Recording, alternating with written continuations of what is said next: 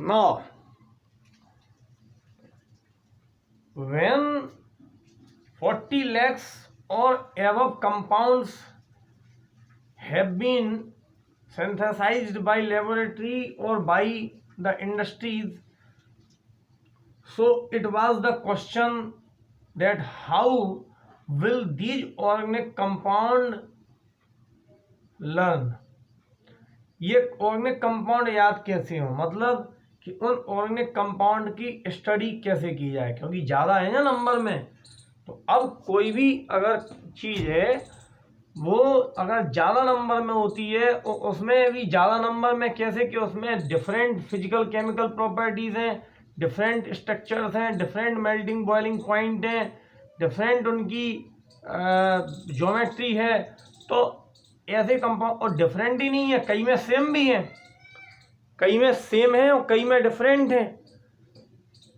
तो जिनमें सेम है उन्हें अलग रखना है, जिनमें डिफरेंट है उनमें अलग रखना है, और जिनमें सेम है तो उनमें क्या सारे प्रॉपर्टीज सेम है, और जिनमें डिफरेंट है तो क्या सारी प्रॉपर्टी डिफरेंस है। तो ये उस टाइम पे इनको लर्न करना, उनको सिस्टमेटिकली उनकी स्टडी करना बहुत ही रेयर था, बहुत ही टिपिकल था। So to rectify these problems it is necessary to classified them.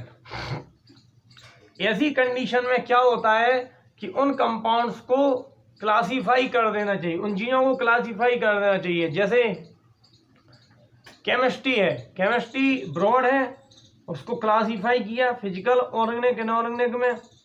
हमारी हिस्ट्री है, टिपिकल है, ब्रॉड है, तो उसको क्लासीफाई किया ancient history, early man history, civilisations, dynasties, ठीक है, and Indian revolution and modern India. तो इस तरीके से केमिस्ट्री में ऑर्गेनिक कंपाउंड को भी क्लासीफाई किया गया। तो classification of organic compounds, classification of organic compounds. Organic compounds को बेसिकली टू कैटेगरीज में क्लासिफाई किया गया था। Basically number 1 open chain compound, और इसी को कहते थे नॉन साइक्लिक कंपाउंड, और इसी को कहते थे एलिफेटिक कंपाउंड, एलिफेटिक कंपाउंड। ठीक, open chain compound, non cyclic compound, aliphatic compound. तो सबसे पहले छांटे गए बेक ऑर्गेनिक कंपाउंड जो ओपन चेन वाले थे, जिनके की चेन खुली हुई थी, यानी कि बे कंपाउंड जिनमें क्लियरली टू एंड्स दिखाई देते थे, जिनके 2 एंड थे, यानी कि जो खुली हुई श्रृंखला खुली हुई जिनमें चेन थी। These compound are known as the aliphatic compounds और ओपन चेन कंपाउंड। इनमें जो 2 एंड्स थे वो क्लियर दिखाई देते थे, या तो चेन यहाँ से शुरू होगी या यहाँ से। Number 2 cyclic compound.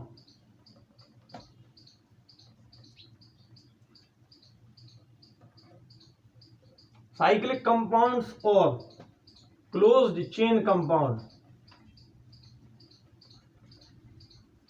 इन कंपाउंड्स में पता नहीं चलता था कि कहाँ से कंपाउंड का स्ट्रक्चर शुरू है, कहाँ से खत्म हो जाता है। इसमें क्लोज चेन हुआ करती थी, है ना, इनमें क्लोज चेन हुआ करती थी, यानी कि एक साइकिल बना करता था। जैसे साइक्लोहेक्सेन है, बेंजीन है, साइक्लोप्रोपेन है ना। जो साइक्लिक कंपाउंड थे हमारे, वो फिर 2 टाइप से डिवाइड हुए। Number 1 homocyclic, number 2 heterocyclic. Number 1 homocyclic compound, number 2 heterocyclic compound. Homocyclic compound क्या हुआ करते थे? होमोसाइक्लिक कंपाउंड वे साइक्लिक कंपाउंड है जिनकी साइकिल में केवल कार्बन और हाइड्रोजन हो, उसके अलावा कोई तीसरा एलिमेंट्स ना हो। Homocyclic compounds defined as the cyclic compound in which beside the carbon and hydrogen there is no any third element should be present। ठीक, जैसे साइक्लोप्रोपेन इसमें देखो कार्बन और हाइड्रोजन के अलावा कोई तीसरा कंपाउंड नहीं है। ठीक, हेट्रोसाइक्लिक कंपाउंड्स इसकी डेफिनेशन आती है पेपर में, एग्जाम्पल पूछा जाता है, ऑब्जेक्ट टाइप क्वेश्चन आ सकता है। तो heterocyclic compounds are the cyclic compounds in which there should be a third element beside the carbon and hydrogen in the cyclic chain या साइकिल।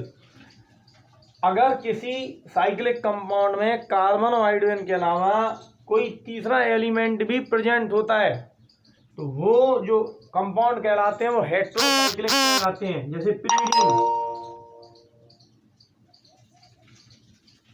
पिरीडीन, ठीक है ना, तो ये हेट्रोसाइक्लिक कंपाउंड हो गया। अब